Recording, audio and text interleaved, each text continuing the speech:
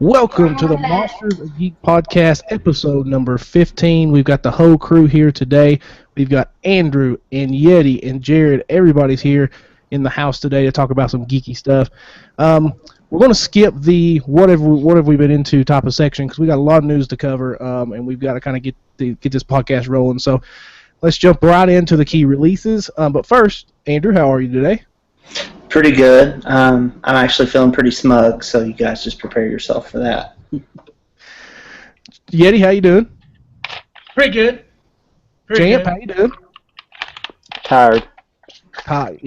Jared had a quadruple threat match against bears, seals, and Godzilla. Sounds about right. Other things, but those were the big ones to go out. All right, here we go. So let's look at some key releases for the week of April. Let's see, what is this week? April? Sorry. June? Lord have mercy, dude. It's April 2nd. I'm so apologize for that. It's actually June. The release date for June, the week of June the 6th. So sorry about that. My name's Aaron, and I can't It actually tell. probably says it on all your guys' too, because this is the copy I sent to you guys. All right, so for movies, June the 10th, we've got one big, probably the last, well, besides maybe Ghostbusters, but the last big kind of geek property for at least for a while here is Warcraft. Comes out June the 10th, starring a whole bunch of people I don't know, besides the guy that played Archangel in X-Men, the last X3 or whatever, the Brett Ratner X-Men is in it. I think Ben Foster, right, Joe? Yeah. Okay. That is directed by Mr. Sam Raimi, one of Joe's favorites. He is directing it, right? Last time I checked, he was. Okay. All right, in video games, we've got Mirror's Edge Catalyst coming out. These all are due, actually, we're recording on the 6th, so this will actually be due the 7th. So hopefully we'll get this up on the 7th. If not, it's due this week. Mirror's Edge Catalyst for the PS4, Xbox One, and PC. Odin Sphere, Leftheiser, PS3, PS4, and Vita. And then Kirby Planet Robobot for the 3DS, all out on June the 7th. Of course, probably Mirror's Edge is the biggest out of those as far as the big-time releases. In comic books, we've got Rebirth number 1s coming out. Wonder Woman, Flash, and Aquaman are the number 1s for the DC Rebirth. Supergirl, the Silver Age Omnibus is coming out. We've got Black Knight, Fall of Dane Whitman from Marvel. These are all Marvel here. Captain Marvel, Earth's Mightiest Heroes, Volume 1.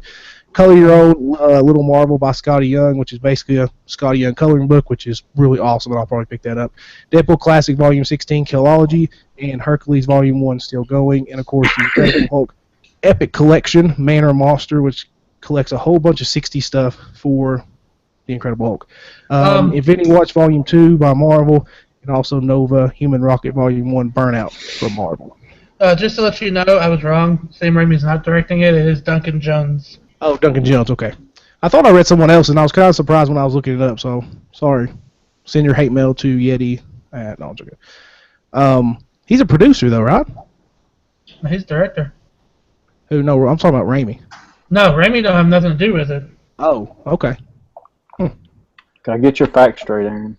Hey, listen here, champ. I don't see you making show notes, bud. Won't be the last time he was wrong this podcast. Let's just go ahead. I think he left back in actually like 3 years ago. Man. I actually started to look at them at work today, but they were in Pages, so I couldn't. Well, all you gotta do, listen, guys, all you have to do is be like, hey, man, could you send it to me in a different format? That's all you have to do. Most of the time I look at it at home, but, I know you're a busy person. Or just copy and paste the link. Laying around and napping all the time. Oh, I wish I was laying around napping all the time. That's my goal in life, to lay around and nap all the time. I haven't achieved that yet, though.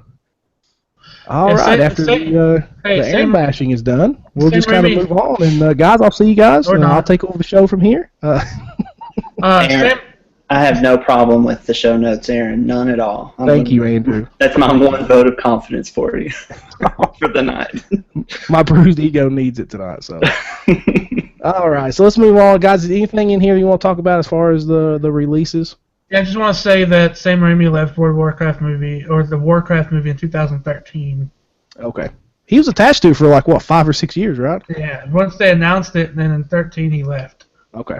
The Warcraft movie is kind of interesting. I've seen a lot of critics bashing it, but a lot of the fans have giving it pretty good reviews. But It I looks- like the Travis Fimmel in it. He plays in Vikings, which is it's a really cool show. He's a really good actor, so he kind of interests me in it. But other than that, I don't have much interest in it. Well, there's a lot of history. I mean, you've played Warcraft since probably it came out, as far as the PC game. And I've heard you and Chris Stamper, which also is a gives stuff for the blog as well. Some really good smart stuff. Makes us sound like a smart blog. Very scholarly blog. Joe, what do you think about the story? Because there's a lot of rich backstory in this movie, and I kind of wanted to ask you this quickly. How do you feel, if you've read anything about the story, and how you feel they've kind of brought that mythology onto the big screen? I think it looks awesome the way they're doing it and the way they're telling it. They're going back to more. I mean, there's always been a rich history of Warcraft, and it's not really World of Warcraft storyline. It's more of the Warcraft storyline, which is like the old, real-time strategy turn-based. Yeah, the RTS game. Yeah. So, I'm glad that they went. I like that storyline. I like the World of Warcraft storylines too. But you get so many cinematics with those video games that you pretty much know what's going on. So I think they've done the right thing. It is one movie that I do kind of want to see in IMAX. I have no stake in the mythology or anything like that. But they said in IMAX, and they started showing these big kind of epic Lord of the Rings type battlefields. I think that'd be really cool to watch in IMAX with that big screen, and just to see just the whole screen kind of filled up in one big battle. I thought would look pretty cool. I like the way it's shot too, because it seems kind of, I mean, it's CGI-ish, but I think it's going to make everything look really good and crisp. Jared, anything you see on the releases? No, not other than Warcraft, Mirror's Edge. I like the first game. I hadn't finished it yet, so I don't really know if I'll ever get to the second one. I picked that one up when PS3 put it out for free. I downloaded it. It's a fun game. Don't know. It's kind of repetitive, the task you have to do, just running and jumping over these obstacles and stuff. It's fun in short bursts, but over a long period of time it gets kind of monotonous, or kind of frustrating too. Some of these impossible jumps you have to make. Andrew, anything that kind of sticks out there? Yeah, I was going to mention Mirror's Edge. I didn't play the first one, but it's going to be interesting to see, because I think this one is technically a prequel to... Well, they said it wasn't a prequel. They said it wasn't a sequel. I don't even know, because I was listening to the John Beathcast today, and they really don't know what it is. Okay, well, we'll call it a reboot then. But anyway, it always seemed, like I said, I didn't play the first one, but it always seemed like a game I'd like if I did play it. So it'll be interesting to see what review scores will hit tomorrow sometime. I haven't seen them out yet. So. I think Polygon already got theirs up. Okay. I didn't read it though, but it's up. I just haven't seen them yet. But I'll be interested to see how it reviews. I'm not going to buy it. I'm not going to go out and buy it tomorrow. I have Overwatch to play, but IGN gave it a 6.9. Ooh, yeah, not great. It's over. That's not a bad score. That's a good score. It's not a great score. Not a bad 8 score. means great. 8 means great. 9 means, I don't know, Good. something better than great. No, that's not amazing. 8 means it sucked. But yeah, I don't know. I'll be interested in it, but I'm not gonna go. It's not a pre-order title for me. Let's put it that way. Well, I'll go play Ninja Turtles in that. I don't think any of the games is being released. The Own Spear, because it's kind of a remake of a PS2 game, and it has a very stylized kind of look to it, but I don't know if I'm even going to get that. I've got too many games to play. As far as what sticks out to me, I'm kind of really stoked for the Color Your Own Little Marvel by Scotty Young. If there's anybody's art that's made to be colored, it's Scotty Young's. Really nice guy. I met him a couple years ago. Does this cartoonish kind of anime type style, and just kind of really full of energy. And I'll probably go pick that up on Wednesday when it comes out, because if our local shop has it, I'm definitely gonna go pick that up. I'm 31 years old. I like the color. Big deal. especially cool artwork. I support that. Color all you want to. There you go. I backed you twice. That's right. Back the host. I'm in your corner 2 times tonight. Just remember, I edit this podcast, so I do not care. I'll cut you all out. All right, so let's move on to the main topics. Of course, the first topic. That would be extremely boring. What'd you say, Joe? That would be extremely boring. He just called you boring, is what just happened right there. Well, just think. I mean, if he cut us all off, he's like, "Hey, Joe, what's your opinion on this?" No, I'll just wipe it out and do my own show. And it'd be extremely boring still. Oh, really? It'd be like you wouldn't finish it like you don't finish video games. Oh, God. Burn. I'm sorry. I have more of a life than you, Joe. I don't know what you want me to say. All right, here we go. NBA Finals Game 1 and 2. We're going to discuss a little bit here, and as Andrew say, he's probably going to gloat a little bit. So if you want to go ahead and fast forward past this part, you can. But Andrew, we'll let you kick it off, buddy. So, well, let's just start off with this question to you, two Cavs fans. I don't know where Jared lands on the NBA spectrum. He's a Sixers fan. I thought you were a T-Wolves fan. But I am. Okay. Well, anyway, you guys that picked the Cavs, let's put it that way. Do you think it's over? It's over. What do you think, Joe? No. I don't think it is. I don't either. I want to see how they play at home. I do think at best that because I did pick the Warriors in 6, and I do think at best this is going to have that complexion that the Cleveland-Toronto series did, where the Cleveland maybe grabs 2 games at home and then loses games 5 and 6. Complete with the I would love it. It wouldn't happen, but complete with the Curry or Draymond or somebody saying, I've been in adverse situations before, and I just didn't really feel like this was one. But I don't think we'll get to that point. I don't think it's over. I agree with you guys because if you look at what Cleveland has done, okay, so they got blown out, and Golden State's bench is killing it. And we could talk about all those stories, and I'm sure that those will come up. But LeBron said post game last night that they beat us at everything. We didn't win anything. And that's just not true. If you go and look at the box score, and if you watch the game, then yeah, it looks like they got run off the floor. If you go and look at the box score, Cleveland had more fast break points. They had less turnovers. LeBron had like 7 on his own, 7 or 8 on his own, almost half of them on his own, which is not good. But they didn't lose at everything. They've shot over double the amount of free throws that Golden State has. But Cavs are losing at points in the paint and 3-point shooting, and that's the difference in the series so far. So I don't think it's over because the Cavs are winning in aspects of the game. They're just losing in others, and if they can make up that ground in a couple places, I think they'll be okay. But to me, the point here, especially in Game 2, is that they don't know what to do in adversity because they've been playing in the East. So they haven't had any adversity. They don't know what to do because they haven't faced it. They think they're losing at every aspect of the game. Their best player, the best player, thinks that they're losing in every aspect of the game, and they're not. It's just the same as the Thunder were in Game 6 and 7 against Golden State, where you had finger pointing and this and that, and it's like, guys, you're only down 3 points. You're only down a handful of points here, and you're acting like you're out of the series.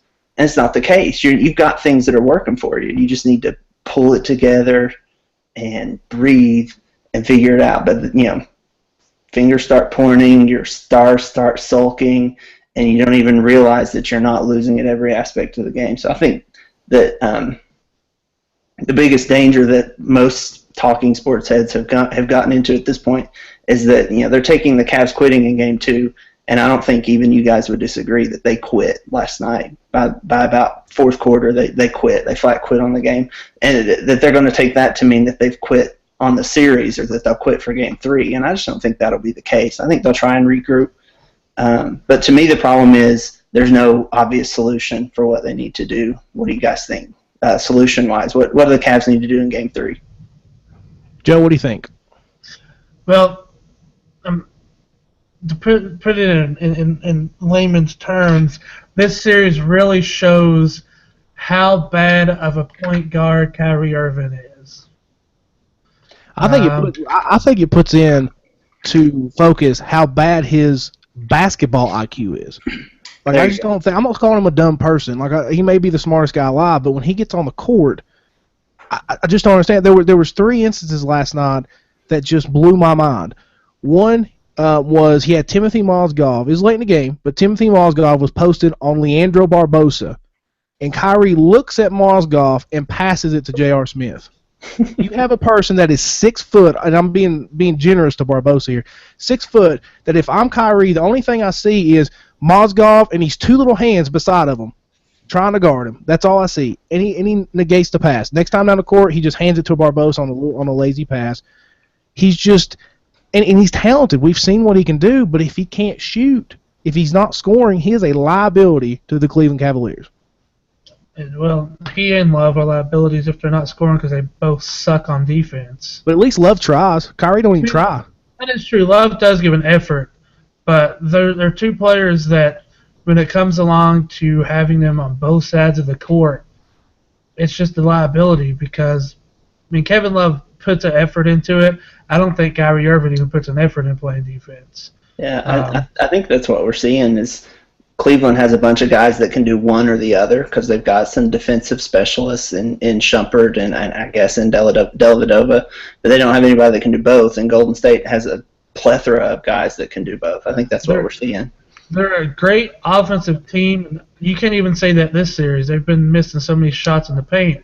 But the Cavs, through the regular season, the playoffs have been a great offensive team, but I feel like their defense hasn't really had to have hasn't had a game that they've been pushed. And this series is pushing them. I agree. Yeah. And, I mean, I don't know. I think they're trying to play into Golden State's game. I mean, you can't play fastball with Golden State because that's what Golden State does. Yeah. Jared, have you been watching any of the series? Did you watch game 2? Well, I don't have cable, so I can't watch any of the series. I've kept up and watched some highlights during my lunch at work and read some articles and stuff. I was surprised when I woke up this morning, or last night, I think I checked the score before I went to bed because I'd forgot about it. And I was really shocked at what the score was. But, I think Cleveland will win one game at home.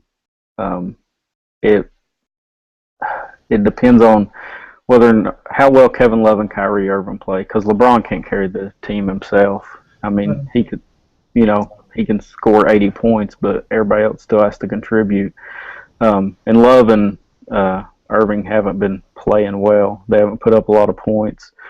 And Love's got a concussion, so if he's not back for Game 3, I think that hurts him a whole lot. His defense isn't great, but when he's shooting the ball good, it really helps out that offense. So I think that can hurt him going if he's not there in Game 3. It might be hard to win without him. I think that's the thing that's killing the Cavs this series is if you watch them in the other series early on in the game, they're giving Love the ball down in the post to get his rhythm, get his confidence. This series, they haven't been doing that. Well, they did that in game 1, then they kind of went away from it. He had, 15 and 12 in the third quarter, or he had 15 points by the end of the second and 9 boards or something. So they started dumping it down really early to him. And then the second half, they just quit giving him the ball. So yeah. I think that they have to revert to a little bit of bully ball. But I don't know at this point in the season if you can put Mozgov in there, who hasn't played, I would say, 80% of the year this year. I don't know if you can just all of a sudden switch it and go towards the big ball that they have. They have the bigs to do it, and that may be something that can at least slow down Golden State, just like it did last year with LeBron being the one-man show and trying to slow them down. But they're going to have to figure out something, because I agree with Joe. You can't go up and down with those guys because Golden State's been doing it for years now, and they've got it down to a science. I just don't think that the Cavs can run with them. Yeah, so what lineup adjustment do you guys think they need to do? So you think they should start Mozgov or just pull him off the bench earlier? What are you thinking? I think he should play more. I think it should be Thompson, Love. Down. If Love can't play, then you put Mozgov in there. And then I think you have to you have to test Kyrie. Obviously, you can't bench Kyrie right now. You have to put him out there, but I think Why not? Well, if I was the coach, I'd bench his butt because he's been absolutely terrible. And I just don't think he's good for the Cavs. He almost plays like he's a rookie again. Like, he's on this Cavs team that just lost LeBron James, and he's having to shoot, jump back, go behind the back and step back jumpers and, shooting granny shots from half court or whatever they feels like he wants to do. And he doesn't have to do that. He just has to hit his shots. And if I'm Tyronn Lue, I give the ball to LeBron and say, you're bringing it up, you're initiating offense, you do what you want, and you make a play and get these guys open. Yeah, I heard a great Kyrie stat for the series. I guess it was just game 1. I don't know. No, that sounds like a lot of shots. I don't know. It's a great Kyrie stat that he's shooting 8 of 9 off of a pass when he gets the ball off a pass, and he's like 4 for 12 or something when he shoots it off the dribble. But he's too close-minded, too cocky. He's trying to be Curry too much. I don't know. He's trying to out-Curry. I'm not sure. And he can't get out of his own way is really what I think the problem is. But I think you can, at this point, you're not going to win with him. So, and if you lose this series, if especially if Golden State wins in 4 or 5, you're blowing this team up anyway. LeBron's going to blow it up. So I'm not worried about Kyrie's ego, because if we lose, then he's going to be gone, and if we win without him, we ain't going to want him anyway. So bench him. I think the thing with Kyrie is when he first came in, he was the only player that Cavs had. That's part of it. Yeah, and I agree. he done everything from shoot. I mean, he didn't facilitate. He facilitated some. He pretty much had to carry that team, but well, to be fair, he didn't have much to facilitate too. Yeah, it's true. But I mean, if Love is out, which I think he'll be out third game with the concussion that he had. He looked out of it. Yeah, I think you put LeBron at a 4 spot, and maybe bring Dellavedova and run a point, and Kyrie maybe, at 2, and put Kyrie at a 2. And I think that would be a pretty good lineup, and you can even have LeBron bring up a ball. I mean, at a 4 spot, and you have Draymond on him. So, and let's not take away from what the Warriors are playing. I was about to change the. Yeah, they're playing lights out basketball, and the Cavs are playing terrible. I mean, game 1, I thought they had a chance. I thought that once the Cavs got down by, 15 or 16 in the third quarter, in the second quarter, LeBron started taking to the basket, got down, I think, 9 or 8 before halftime. And I thought, well, maybe that'll light up a fire. And it kind of did, but the Warriors put it out really quick. And I think the combination of you're facing a team that a three-pointer is a layup. They have so many people that when that ball goes up, people are disappointed when they hit a 2-point shot because those guys are so good from the three-point line. And then you couple that with a team that can't hit the broadside of a barn, can't figure out how to run on offense, is getting blown out on defense. I mean, a team like that could get beat by a bad team. Now you put them in with an excellent team, and they're getting beat by 30. Yeah. And, I texted you last night, if Draymond's going to hit 5 threes, we can just go ahead and pack it up. Like, we can just settle it. We don't have to worry about it because they're going to leave him open. If he's going to hit 5 of them, then we can just go ahead and call the series done. I know Jared said it's done anyway, but I don't think there's a lot of argument there if Draymond's going to hit 5 threes. I think if you look at it too at a standpoint, LeBron, last year was just incredible in that game. And to be honest, this should be the best team that he's ever been on with the talent that he has. But it's just not playing well. And they played well the whole Eastern playoffs, but when they get to someone that suits up better with them, that has more athletes than them, and they're just falling apart. Yeah. And when you let a bench come out and outscore your starters, I mean that just leads to disaster. Yeah. Well, I think that. And I had a talk with a coworker today about LeBron, and one of LeBron's greatest assets is his ability to pass. I mean, he just sees the floor so well, but it's also kind of a weakness is that he feels like he has to get everybody involved. And I feel like LeBron at this point, it's either he has to take control of the game at this point. And I'm a big LeBron fan, and he can do stuff like that. And one of my favorite things about him is because he is unselfish. He makes the right basketball play. He can't be stopped. Like, he is a 6'8", 6'9" monster that is, 275 pounds, and he cannot be stopped. And at some point, he's going to have to just start driving to the basket, and that will create other people's shots. I love that he's trying to get Kyrie involved. I love that he's trying to get Love involved in J.R. Smith. But those guys have let him down, and now I think we're going to see, I'm LeBron James. If I want to lose this series, I'm going to lose at averaging 40 points a game. See, the problem, though, is that guys like Love and Kyrie, and, of course, just about every bench player is this way, they're just bad road players. They don't play well on the road, and now you're going home, and you're expecting them to do well. So the game for him to do that, for LeBron to do that, was last night, and he didn't have it. It just wasn't there. Have you seen the stats when Draymond or Iguodala are guarding LeBron? Because I don't believe them. They're shutting him down, and I didn't think that was possible. I just really don't believe it. I mean, they shut him down the whole first quarter last game. He didn't score at all. Yeah, it's unbelievable. It really is. It's hard for me to fathom LeBron James being stopped. I mean, to tell you the truth, I look at LeBron James the past 2 games, and he looks tired. He looks haggard, and but it's the finals, and he's done this before, and that's not really an excuse to a certain extent. And it shouldn't be. Yeah, they played what, 14 games since mid-April or something like that. 14 games since mid-April. Before these past 2, 16 now. That's true. I don't know. He shouldn't be tired. I mean, I think that, and I think you got to look at coaching too. I think Steve Kerr has made some, he hasn't made too much adjustment. But in game 1, when Cleveland kind of got back in the game, he made some adjustments, pushed that lead back out again. I think Tyronn Lue has not made a lot of great adjustments. I think he's just kind of throwing guys out there and seeing what's going on, a little bit like David Blatt did last year, as far as throwing things out there. I think, we talked about LeBron being stopped.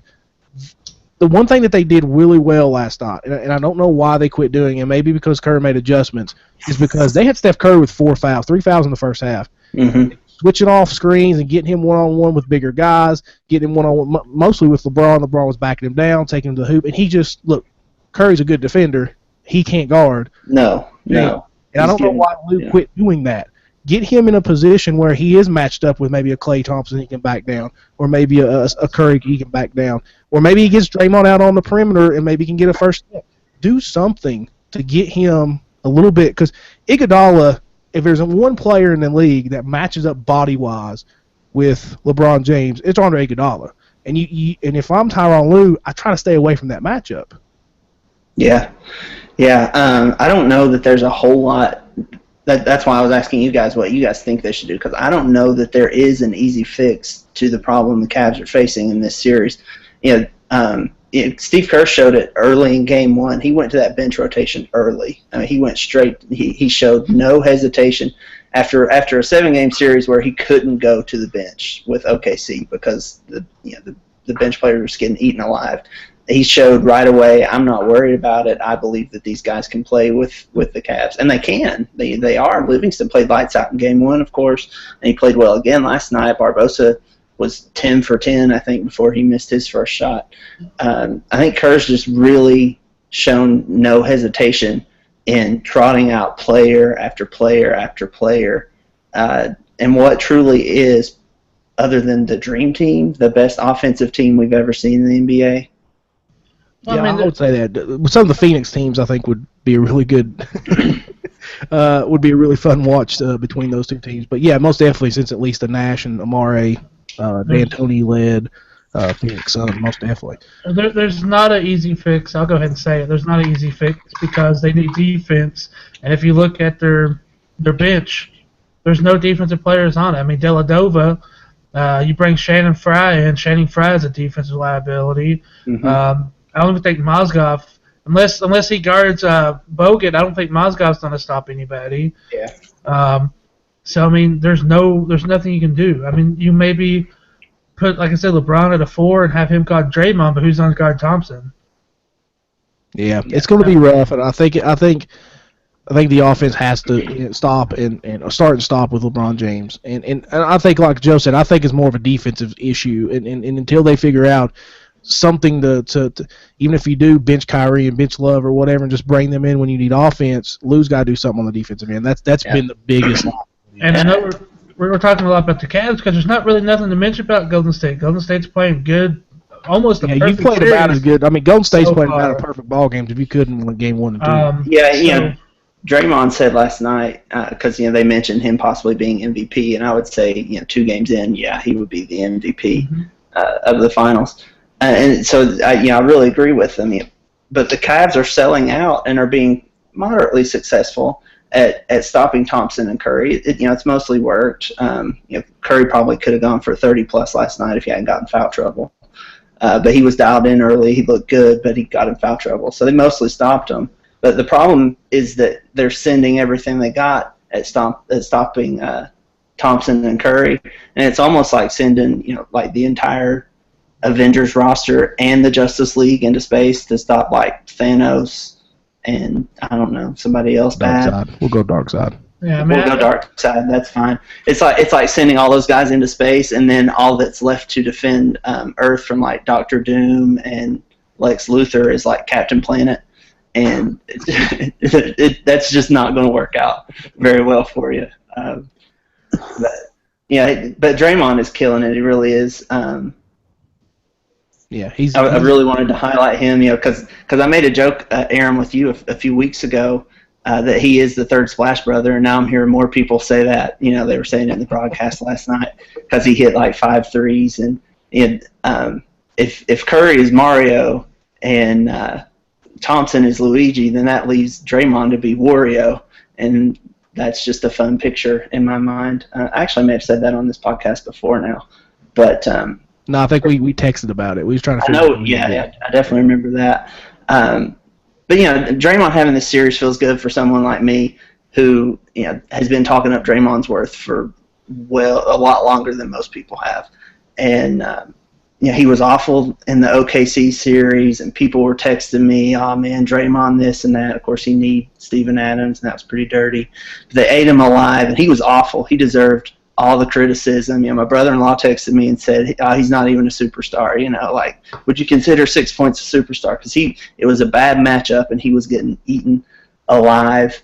And he's not the third of the Warriors' big three, all that, but just to prove that basketball is all about matchups, and that's what I was talking about in our finals preview podcast. He's the deciding factor so far in this series, not just last night, but even in Game 1. He's plus 37 for the series, which is second only to Iggy, and Iggy's mostly contributing on defense, although he's had some offensive plays here and there, but mostly on defense. But he's second in plus minus for the entire series. And coincidentally, I think Barbosa is third at like plus 35 or something. But I just wanted to throw. Kyrie's just handing them the ball. Yeah, I just wanted to throw some props out to Draymond because he got eaten alive, and rightfully so, in the OKC series, and he's bounced back really well here now that he doesn't have 4 7-footers swarming him inside constantly. Yeah, he's played well, and obviously for Golden State, they hope that he continues to play well. Let's get some predictions for Game 3. Jerry, what's your prediction for Game 3? Golden State. I mean, with Love's concussion, I think that just puts more pressure on the Cavs that it's not something they can handle right now. So, Joe, who you got in Game 3? I say Cavs, just because they're playing at home. I think the crowd's going to be into it. And I think they're going to be mad at that no call that they had on Kevin Love with the concussion this night. Yeah, that was a missed call. Andrew, who you got in Game 3? I got, I think, well, if Love plays, I'll go Cavs. If he doesn't, I'll go Warriors. I think the Cavs win with or without Love. I think they figure out some way to win Game 3, maybe get some momentum to go into Game 4. But I still believe LeBron's the best player in the world, and I think he can do some amazing things, and now it's his time to do that, and hopefully he can snag 2 at home. So we'll see. I mean, you might as well just say... By the way, I just want to make a point before we move on, is that not only was there 2 traveling calls in one game in the NBA, there's also 2 moving screen calls on LeBron. 2 calls on LeBron. I know, and so I thought maybe about building a doomsday bunker today. It is time. It is time. That never happens. Yeah. I was screaming at the TV like, really? You're going to call this in June and not call it in, February? But anyway, let's move on before I go into One more stat. Sure. Hey, Joe. So Tristan Thompson has 17 rebounds in the series so far. You know who has 14? Who? Steph Curry. Yep. Well, to be fair, I mean, there's not much to rebound when the other guys are making every shot they throw up. So I'll be fair. I will grant that. All right, let's move on. This is where my epic rant will come in. But Jared, I want to start with you. Big announcement for the UFC. Brock Lesnar returns at UFC 200. He will face Mark Hunt, which I think is a terrible matchup. But I'll let Jared kind of talk about that first. He is still under contract with WWE. It's kind of a one-off thing. Vince and him had a kumbaya and was like, "Hey, how about you go over?" Apparently, there's going to be a lot of cross promotion between UFC and WWE over this, which the UFC doesn't want to be wrestling, but yet they're going to cross-promote a wrestler. So, Jared, talk about when the news broke and what was your initial reaction? I was shocked initially, just reading about it, and I had to read it actually twice before I texted you because there were different reports coming out. Ariel Helwani, who reported it first, and then we'll get to him here in a minute. Okay, yeah, got kicked out of the building. But he broke the news, and I kind of read that, and I was like, well, maybe that's not right. And then about an hour later, it was official. And then I watched Brock's ESPN interview today. He was on ESPN Coast to Coast at 12, and they sat down and talked to him, and he had a really good interview. And he said, looking back, he wished he had taken more time before the Overeem fight, coming off the diverticulitis. And I don't think he would have beat Overeem anyway, but getting kicked in the gut right after a surgery like that's going to send anybody to their knees. But he said he wished he would took more time, and if he had, maybe he'd still be in it. And this is his one regret, so he wanted to be able to go back and when he's 50 or 60 years old and say, I didn't leave anything out there. I don't have any regrets. So I don't blame him for it. It was built into his contract going into WrestleMania 32 when he re-upped for a new 3-year deal. So it's his time. Let him go for it one more time. Jared, what do you think about the matchup with Mark Hunt? For me personally, I don't think it's the greatest matchup in the world, but what do you think about the matchup? If Hunt hits him, Lesnar goes down. Yeah, that's what I'm talking about, a terrible matchup. But, I mean, Lesnar, if he gets inside on Hunt, because he's got, and I think Lesnar's reach was like 84, Hunt's is 72. So, and Hunt's 5'10", Lesnar's, what is he, 6'6", 6'7"? Yeah. He hung in there, but if Lesnar gets in there on Hunt, he can take him down. Yeah, he's got to give him. I think if we see the Lesnar to the ground. Yeah, I think if we see the Lesnar that would bum rush people in the past and just get on top of Hunt, I think he can beat Hunt, but he has to do it quick. Like, he can't let Hunt kind of stand with him. Well, don't forget though that Lesnar rocked Couture and Mir with punches before finishing. I mean, he has heavy hands. If he can get in his jab or a hook or something, he might be able to stagger Hunt before he gets him to the ground. And once he's on top, he's a machine with those hammer fists. Yeah, and Hunt's not very good on the ground. So if you can get Hunt to the ground, you can take him out pretty easily. But man, he's got those bombs, man. He's got chin, and it's just he's never been really, just like with Overeem. Overeem's more of a striker, and he didn't do so well. Same with Cain Velasquez when he beat him. But they're both strikers, good boxers. It'll be interesting to see how he hangs with Hunt. Joe, what was your reaction to the news to see the Beast Brock Lesnar come back to the UFC? I hope Brock loses, and I hope Conor McGregor loses at 202, just because Dana Rat is... Well, we'll get into it here in a minute. I'm about to go on an epic rant, but go ahead. Talk about the... I know, I'm just saying. I just hope he loses. He's getting his water ready. Oh, man, here we go. Well, I mean, I was surprised. I wasn't really surprised that. I figured it was coming. I mean, I think you actually texted me when they announced it, but I mean, I don't know. If Mark Hunt lands a punch on him, I mean, we may see him go down. I mean, Hunt's got heavy hands. Maybe Vince McMahon's got the Hunt, man. Maybe he paid him off. Have we talked about the possible McGregor-Mayweather fight? We haven't yet. And Is until that it's part of your officially rant? announced, I'm not going to talk about it. But Yeah. Cowherd said today that the number that McGregor would get for doing that fight is so huge that apparently he said that he got the number in a text, and it was so huge that he called the guy that texted it because he didn't believe it. Like, are you serious? But he wouldn't say what the number is, and Cowherd does that sometimes, and I don't know if I believe him, but I could see where it would be a big number, where they could expect it to draw a big number. Well, Mayweather did 100 million a fight, so yeah, I'd say McGregor probably bring in 10 to 70. 20 million. yeah, I mean, he's only making one or two per UFC fight. So if he did one with Mayweather and made 10 to 20, he could probably retire on it. probably. So let's talk about Ariel Helwani. I think probably the best journalist as far as professionalism, how he reports things in MMA. And even though he said, I owe a lot to the UFC as far as Dana White and whatnot, allowing me to come in and have my credentials. But he also said, as far as MMA goes, bloggers like me and bloggers like on Shore Dog, I think is the other. Is it Shore Dog, right, Jared? Yeah, Share Dog. Yeah.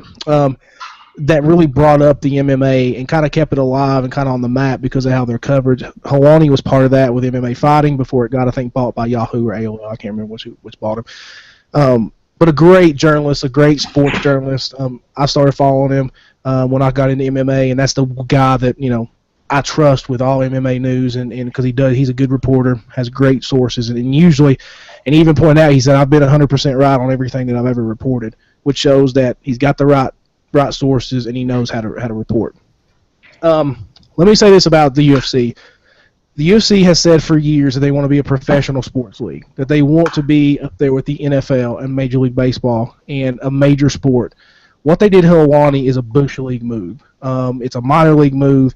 It's something where it's something that took me because of how Dana White does the media, it kind of took me aback that this actually happened. So if you don't know what happened, Helwani was at 199 covering it. He'd already been fired by Fox for basically asking McDonald about his free agency, and then they got mad at him for doing that and said that he had asked a lot of fighters about their free agency, which in a real sport, when you got two organizations, that's a legitimate question, and the UFC isn't the only fight game in town, even though they would like people to believe that. He was escorted back after he talked to Dana White. Dana White said that he could go cover Bellator because of him breaking the story with Brock Lesnar. Helwani is a journalist. He doesn't work for the UFC. He's not a PR guy. He is a journalist, and he broke the story. He said, I had my sources. He broke the McGregor story, was right. UFC was asked by SportsCenter the day before if Brock Lesnar was indeed coming in. They declined to answer. They had their chance to say, hey, yeah, we've got Brock Lesnar coming in. They decided not to. Helwani broke the story about 30 minutes before the main event, which was Bisping defeating Rockhold. Huge upset for the middleweight title. So he didn't get to watch that. We'll touch on that here in a minute. He was escorted from the building along with his photographers that also work for MMA Fighting. Dana White pretty much told him that he is banned from the UFC, that the only way he'd show up, he told TMZ News, which I still find that we're still quoting TMZ News as a legitimate news organization at this point, at least when it comes to sports, that he would have to buy a ticket if he ever wanted to show up. Dana White told Helwani that Brock Lesnar was mad about it. Brock Lesnar said on SportsCenter he had no clue who Helwani was and didn't have anything to do with the controversy about him being escorted out. As someone who has studied journalism and studied it under a great teacher in Michael McGill, that is a true journalist, probably one of the, as far as teaching, really taught us ethics. I think it's crap what the UFC did to someone that has been a great ambassador to the sport. He's covered every organization. He made it to the UFC as far as covering Fox. He's done so much for the organization and MMA as a whole that, I hope I'm never going to order another UFC event again. This may be the last time we ever talk about the UFC in this podcast, possibly. I just think it was a Bush League move. And I think that whether it be Lorenzo Ferreira or Dana White or, Dana said some pretty harsh things, some pretty personal things, apparently, towards Helwani. And to show how big of a professional he is, he said, I'm not going to break that trust. I'm not going to tell you what he said. He says very hurtful things that he felt maybe he didn't mean, but it came from Ferretta, which he doesn't have a relationship with at all. If the UFC wants to be a legitimate athletic league organization, even though, somebody made a good point with Adam Schefter. You don't see Adam Schefter reporting something and then being escorted out on NFL premises, or that you can't come to another NFL football game because you reported something that, we didn't want you to report. If the UFC ever wants to be taken legitimately, they've got to start treating their journalists legitimately. They've got to start acting like a legitimate sports league. And I think that's the biggest issue that I have with Dana White and the UFC.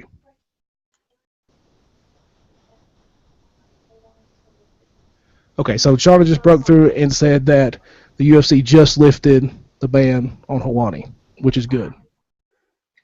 So LA Times reported.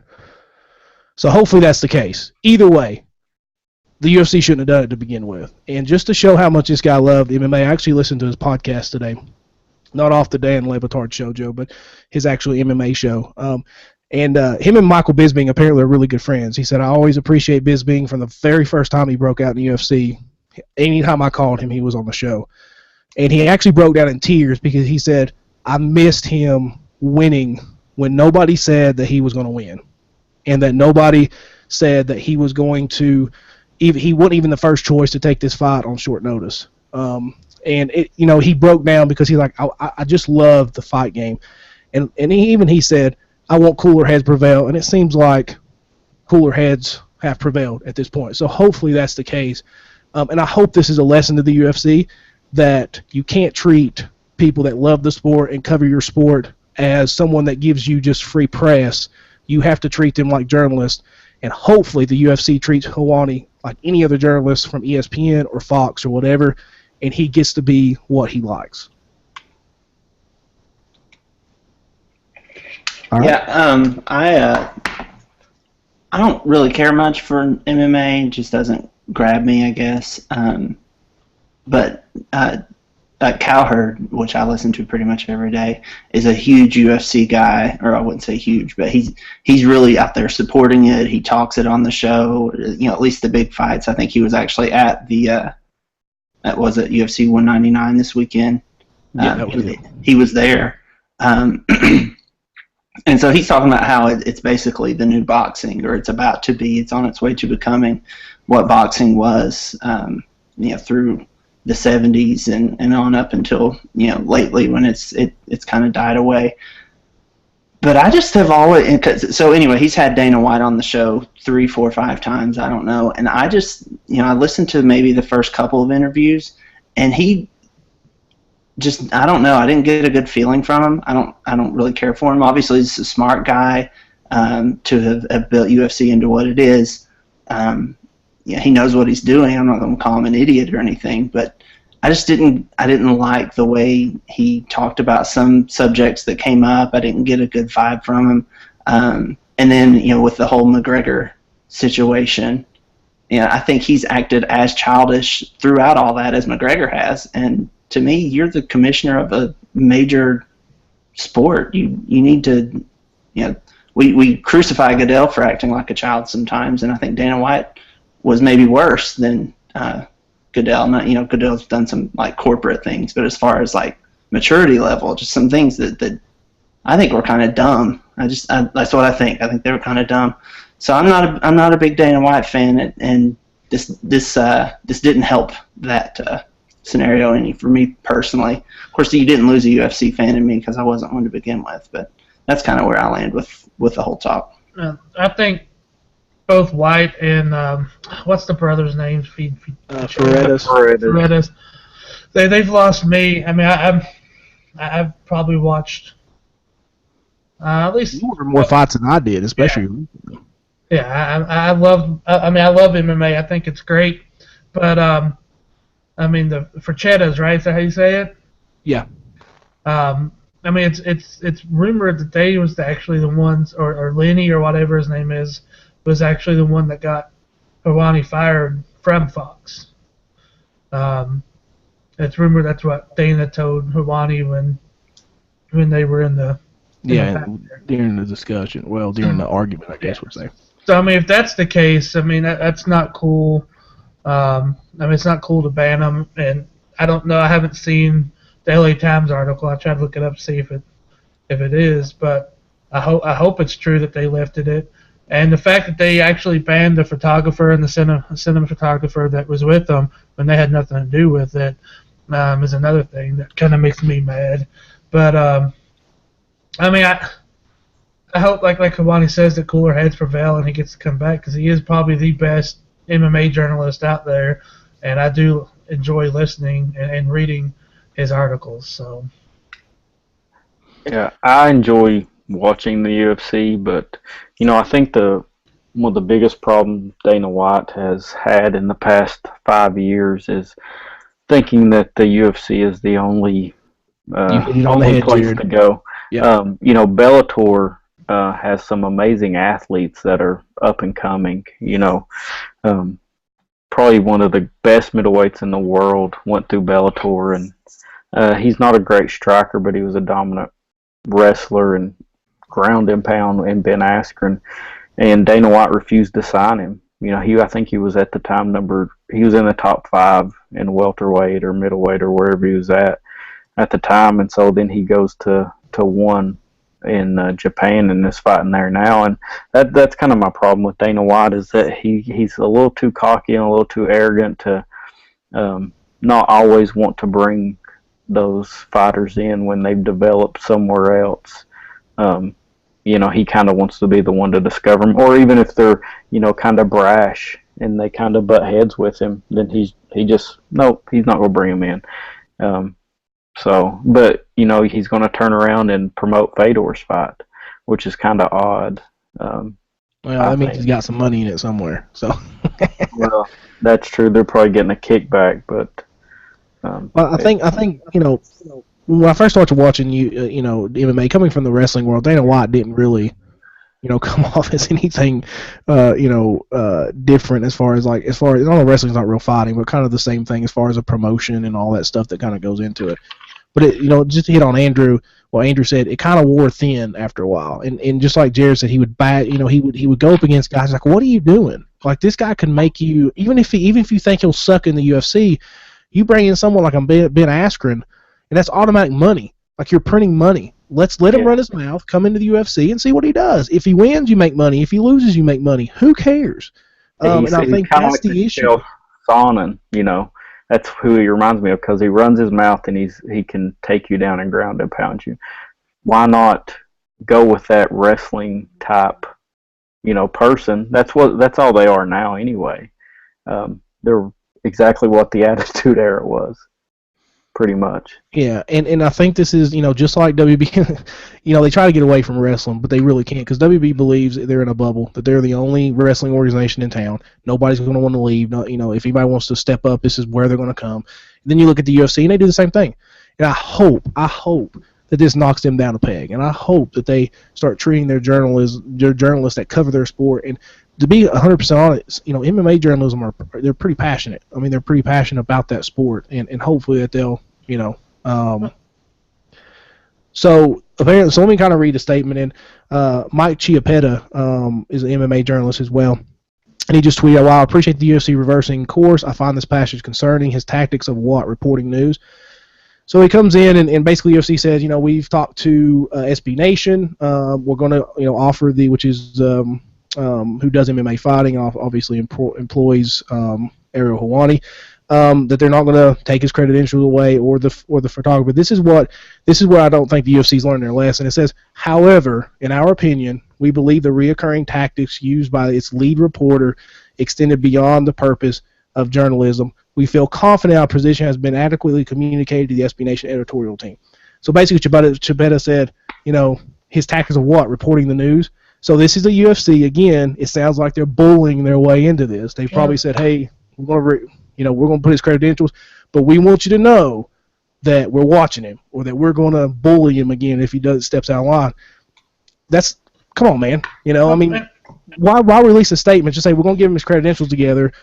Sorry for the misunderstanding or whatever. How about that's the problem with the UFC? They don't think they're wrong, and in this case, they were wrong, and they're still trying to say they're not wrong. Well, that's one thing. That's one reason why he got fired from Fox too. Is they went on the UFC went on a witch hunt in Fox because they thought there was a mole giving him information on UFC.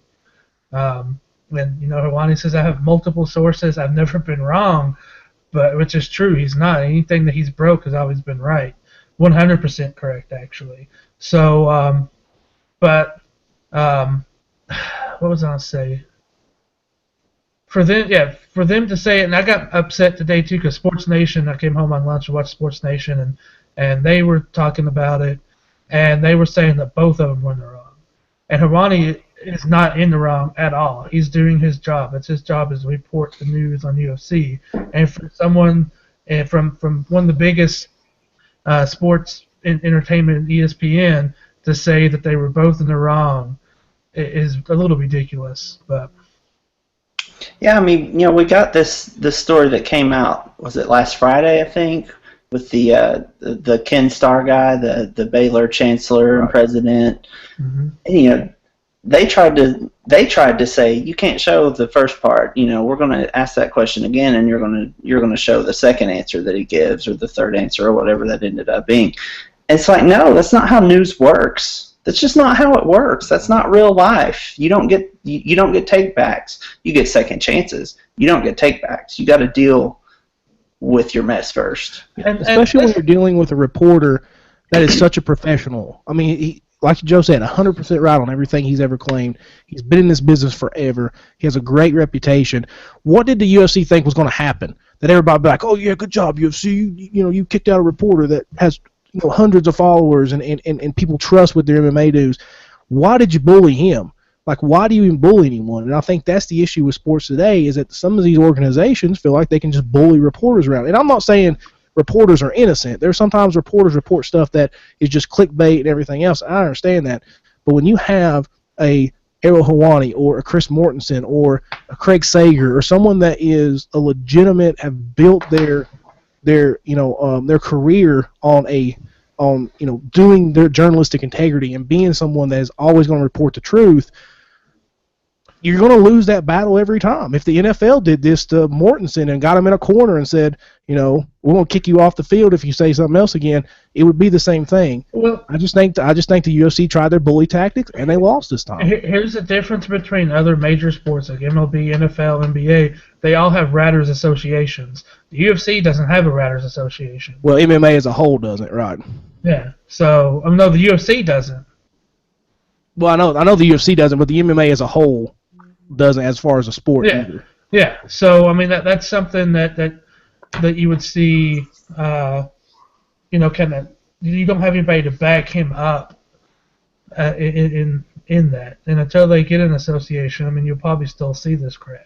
And hopefully that'll help that. But anyway, that's my rant on the UFC. Quit being bullies. Let these guys do their jobs and quit trying to bully everybody. Because you're not the only fight game in town, and that's a really good way to get everybody to go work for another organization. So, in other news, in others mixed martial arts, apparently Kimbo Slice is either dead or he's in the hospital. In dire straits. Yeah. So, prayers for that family. Whatever you think about Kimbo, obviously you don't want him to pass away, but hopefully that's not the case. Hey, let me ask you this. I read an article about how the Olympic is opening up boxing for professionals, not just amateurs. Mm-hmm. I saw that. Yeah. Which I think is going to be a bad idea, but you might have to make it killed. But anyway, do you ever think that we'll see MMA as an Olympic sport? I think, and Jared, you may want to pick up on this, and we'll move on after this because my computer's getting low here on power, but we need to cover some other stuff. But Jared, you've kind of dropped that in because you got wrestling and you've got judo, right? Judo's still an Olympic sport? Mm-hmm. Judo and boxing. So okay. Yeah, because they took wrestling away, did they? Nope, wrestling's still there. Wrestling's still there. Okay. What do you think about that? Because that's something that you've kind of brought up when we used to talk about it. Do you think you'll ever see MMA as far as that goes, or do you think that they'd have to fight too many times in a row and with the concussions and all the medical clearance and all that stuff? Because when you UFC fight, you're usually out 6 months if you get beat up real bad or even barely. you can't train or anything. Do you think that's probably what's keeping that away from that? Yeah, I mean, yeah, I don't think it'd be possible. You can't go to the old UFC style where they had the tournaments in one night. Pride. Yeah, or Pride. Because there's so many regulations now. Broken bones in your hand will sideline you 6 months until you see a doctor, any small thing like that. So I don't think you'll ever see that. Plus, I mean, you still have judo, boxing, and wrestling. Those are kind of the not the only three, but three of the big styles that are combined into that MMA. Do you think you ever see something like jiu-jitsu? That would be interesting. I would really you don't have to hit anybody in jiu-jitsu. Right. I mean, Right, it's still, jiu-jitsu is mostly submission, so that would be more interesting to see something like that. Because, if you're going single elimination tournament, it'd be more possible because, you might get bones broken or whatever. So that's the only risk you run doing anything like that. And I guess too, you have these professionals that's under contract with, UFC and Bellator that wouldn't be able to do it, but be more amateur based. Yeah, I don't want to see I don't want to see professional boxers in there because I mean, you get a Klitschko in there against a country who can't really put a boxer in there. I think it's stupid. Well, that's what I think it was Bomani Jones. I was listening to his podcast was saying the other day that if Klitschko got in there with somebody that's just an amateur that don't really know what they're doing, he said it's called knocked out when you have two professionals, but it's called homicide when you have an amateur in there. Cause someone's gonna get killed. I mean, it's not gonna be that great. I mean, you get a lot of Golden Glove boxers from the U.S. that go into there, and they know what they're doing, but it's a completely different style. You're going for points, and you're not going for knockouts. And then, sorry, Mike Tyson had a point too that you get a professional in there, and what's that dude from Africa that never got to fight professional? That's like the best heavyweight, pound heavyweight, like back in like the 70s and 80s. Oh, I don't know. I can't think of his name off the top of my head, but he said you get somebody like that won so many gold medals and get him in there with the professional, and then he shows that professional up, that could end your career. Yeah, but negatives on both sides there. Yeah. Yeah. So. All right, so let's move on. I know some of you guys are probably saying, "Oh, the sports talk," but hey, it's sports season, man, and like I said, you can be a geek for sports just as much as you can for anything else. So. We'll move on to one more. Hopefully, maybe we can get two, but we'll see how long this one goes.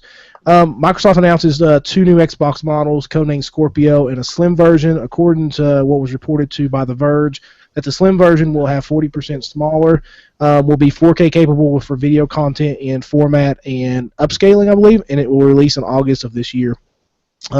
Scorpio is late 2017, so we won't see that this year. From what I understand, it's going to be like double the teraflops. I don't know what that means. I don't know. The only flopping I see is in soccer and NBA, so I don't know. So you're looking at 4.14 teraflops versus 2.25 teraflops for the Neo. So obviously a much more powerful system. Some say that the reason for that is because they're going to try to tie in the Oculus Rift, try to bring in some VR. And do stuff for that. But Andrew, what do you think about the obviously this is in direct response, and we got to remember Microsoft talked about this before Sony did. It kind of opened the can of worms, and now here comes their upgraded console. What do you think about Xbox's announcement the leaked announcement, I guess, for these two systems? Yeah, I think the most interesting thing is that they both had it planned. They both announced it, and one announced it first and whatever, but you don't make that announcement, and you certainly don't get them out to market this quick if you haven't had this in plan for 3, 4, 5 years, just because of how long it takes to get that kind of technology put together and tested and all that crap. So, I mean, I'm not going to buy one. I'm not going to buy a 4K. I'm not going to buy I don't know what they expect to accomplish with it, I guess, is really where I'm landing with it. Like, I hear about it, okay, it's faster, it's going to perform better. That doesn't motivate me. I'm sure it will motivate some people to go out and buy a new one. But unless you start making games for my PS4 that won't work, I'm not even going to consider it unless my PS4 breaks. Now, if my PS4 breaks and it's going to cost ever how much to fix it, then I might consider, well, I could just go ahead and upgrade, and that would be a consideration I would make. But I just don't get the trying to make the consoles into the same kind of thing they're doing with the iPhone, where you have annual releases and moderate upgrades, and I don't see the benefit, and it sounds like it's going to make it harder on developers who are already struggling. At least they say are already struggling to pay people as it is. So I don't know, and it is what it is. I don't know. I don't really know what to make of it. I don't think I care too much. I'm in the same boat. I think it really hurts. Obviously AAA, obviously because puts more work on a development team, but EA, Activision, Ubisoft, all those guys not really going to. It's those indie guys that be like, hey, you got to make 2 versions of this, or you have to now meet these standards.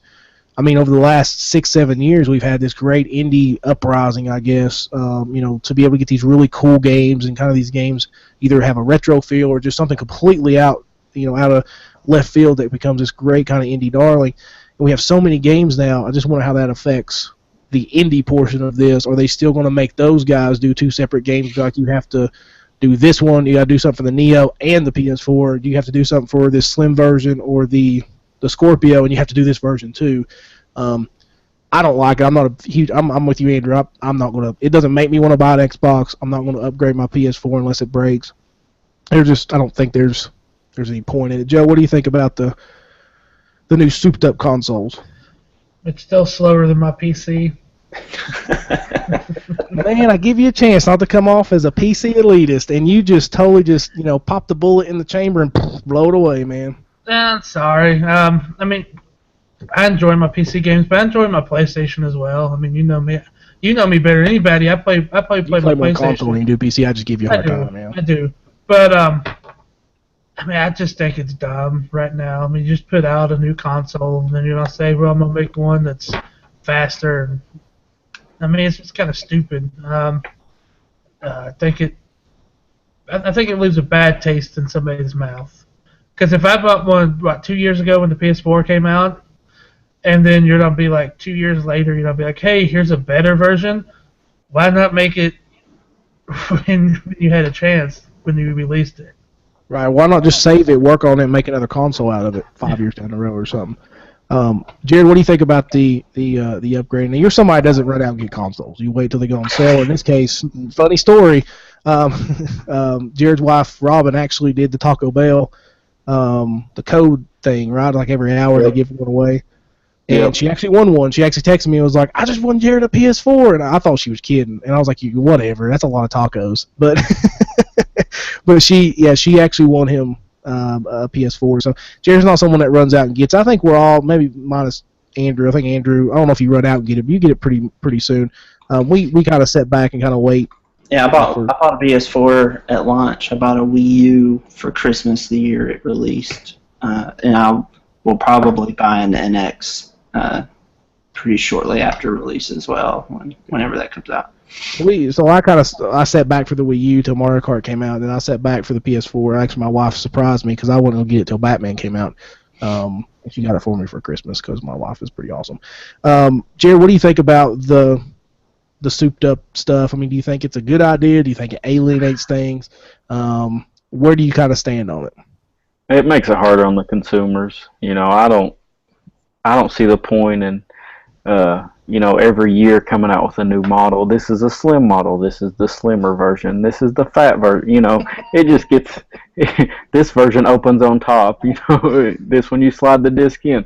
This one will make you a grilled cheese, and this one will make you baked chicken. And exactly. I don't really care. I used to be, really into a lot of games, but after having kids, I hardly have time. I enjoyed playing Madden last year and got to play it quite a bit, but since then, I don't think besides watching a Blu-ray on my PlayStation 3, I don't think I've cut my 4 on since probably February when I was playing Arkham Knight.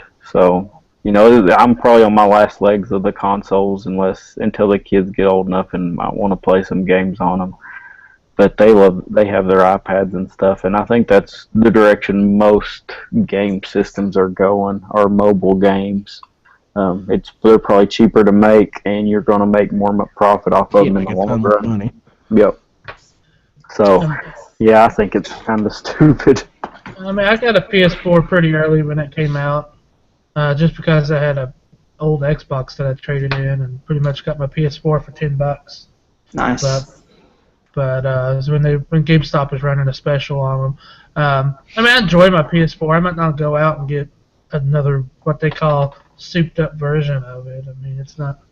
Well, and here's one thing I'm wondering, and obviously this is a bigger upgrade in power, but are these just like the newer versions of, like, you know, the 360 Slim or the PS3 Slim or whatever or Elite, I guess, was the 360 version. The 360 Elite, is that kind of really what we're dealing with, or are they really changing their model so that they're going to have annual installments? Because that's one thing that hasn't come up, or people haven't compared it to that. But is that kind of what we're seeing, or is this actually some kind of better machine? Yeah, like, or is it a new way of doing things, a new model, I guess? Yeah, I think somebody made a good point. Is like, looking at the upgrades in this, when do you just say it's an upgrade versus a brand new system? Yeah. And, you know, for them to have this idea now, I'm like Joe, I don't know why they just didn't wait a little bit longer and put this in the one now. I mean, just why all of a sudden, like, it's half model, which is basically what it is. When do we stop calling them half model and just say, this is the PlayStation 5 or this is the Xbox, you know, times 2 or whatever they want to call it the next time. I don't know, but I just don't like the way it's going. Either you stick with the console you have, or you put it off for a little bit while, put some more juice to it, and then release it.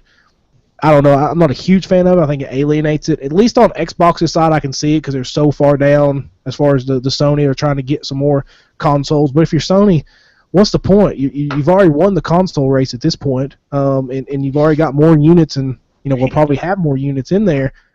I don't know, and of course you got to think about the price drop for the other ones and what they can move there as well. I guess is, you know, looking at it more of a financial way. But yeah. I don't know. I think it alienates the people that have it. It confuses everybody else. You know, which one did I pick up? Did I pick up the cheaper one? Do I really have to pick up the souped up one? So obviously with E3 next week, we'll probably learn some more about it. But I don't know. I don't. Yeah, I think it does. Yeah, it muddies the market, and as a Nintendo fan, I think you'll agree with me that it's kind of disappointing, because what I had hoped is that with the NX coming out, but kind of between console generations this time, was that people would say, well, you know, I haven't bought a new console in a while. Nintendo offers some unique games, and, you know, having a PS4 and an NX or a Nintendo console offers more variety than having a PS4 and an Xbox, or, you know, having an Xbox and a Nintendo console, whichever way you prefer on that. And now these things are coming out, and I'm worried that thought that I had isn't going to work out like I was hoping, because, you know, I'd like to see Nintendo actually have a successful console again. Yeah, me too, man. I hope the NX is exactly what it says, that it's a, you know, a portable game system. It's a home game system. I know they said that something about they're trying to put VR in it now, which I don't know if that's just a rumor. So I don't know about that, but yeah, I mean, maybe Nintendo knew this and was like, we're not going to do this at E3 with all this stuff coming out, and kind of just wait, and hopefully the NX, you know, can make a comeback, and Nintendo can be right up there with those guys again. Bringing back the Virtual Boy and the Power Glove. The Virtual Boy. But you know what I want from Sony? A controller that lasts longer than like 6 hours. I was thinking about that the other day. They was talking about Xbox doing like a new controller, and I was like, I wish Sony would just make one that can last for a day. Oh man, I really think that I would strongly consider buying one of those Xbox Elite controllers if I had an Xbox, though. They look really, really slick. They say they're really awesome. From what I've understood, everyone really likes it. Like, I've not heard a bad thing about it. It's just they're super scarce now, and they're a $150 controller, which I probably think that's more or less the issue. I would struggle not to buy it, though, if I had the right, you know, trade-in bait, I guess, to kind of make up. Especially if you play like, Andrew, you play a lot of shooters, especially if you play like a shooters or fighting games or something like that. I'm sure it comes in handy. I hate that you just said I play a lot of shooters. I hate that because I don't. Well, you don't, but you play more online. I play Destiny shooting. We'll just say that. I play Overwatch. Yeah. Well, I actually do play a fair amount, but I just don't want to have that reputation because I play things with. I will say this: personality. He plays a ton of different games. He plays indie games. He plays RPGs, shooters, sports games, whatever. So he's a very diverse gamer as far as that goes. So. A lot of personality. Yeah. Persona, Danganronpa. I go. Destiny. I play Destiny a lot. Overwatch. Yeah. I play a lot of everything. I say we're all pretty. I mean, Jared, I know you said you don't play games a lot, but you still got your old Super Nintendo. And, still play your PS4. You got your PS3. So we still play a bunch of different. And we talk about all the stuff like that. Yeah, I play Metal Gear, and I've got some RPGs and Fallout and Mario, and there's a big variety there. But what I was going to say, I don't know what happened between the PS3 controller, because my PS3 controller can go for like... Yeah, they can last forever. I'll tell you what the issue is, that dumb little light. Yeah, that's what it is. Hey, we don't put this light on that stays on forever, and it's going to drain your battery. I kept trying to figure out how to cut it off when I first got it. Yeah, there's no way. You can dim it, but it dims it it goes from brighter to bright. I mean, it's cool to a point, like when you played The Last of Us, that it's your flashlight. Like, it actually turns into a light like a flashlight. Or if you're playing like Grand Theft Auto 5, it's the cop car lights. But don't leave it on every game. I mean, it's just an orange light that's annoying, But I agree. All right, guys, we'll end that here. We have some topics we'll probably carry over next week, as far as that goes. But my Mac power supply broke today, so my computer's going to die, and I've got to get everything saved up. So that is an expensive investment. Man. It is expensive investment. Ours broke about a month ago. That is not fun. Yeah, that sucks. But yeah, so that has been the episode 15 of the Monsters of Geek podcast, and I hope you guys enjoy it. I know we talked a lot of sports, but like I said, that's it's sports time, and we've had a lot of sports news, and hopefully we'll be able to carry some of these other subjects over to next week, and also some awesome news. We've got E3 coming up next week, so I'm sure we'll talk about that as well. Civ 6. What'd you say, Joe? Civilization 6, baby. But anyway, that's been episode 15. Go check us out at monstersofgeek.com, where we have some awesome writers that we all contribute there, and we have some other awesome friends that contribute there, so go check that out. I'm sure there's something you can read that you'll enjoy there. Also check us out on Twitter at Monsters of Geek. Check us out on Facebook and YouTube under Monsters of Geek blog, and go subscribe and like us and all that good social media stuff. But yeah, so with all that, for Andrew and Yeti and Jared, we are out.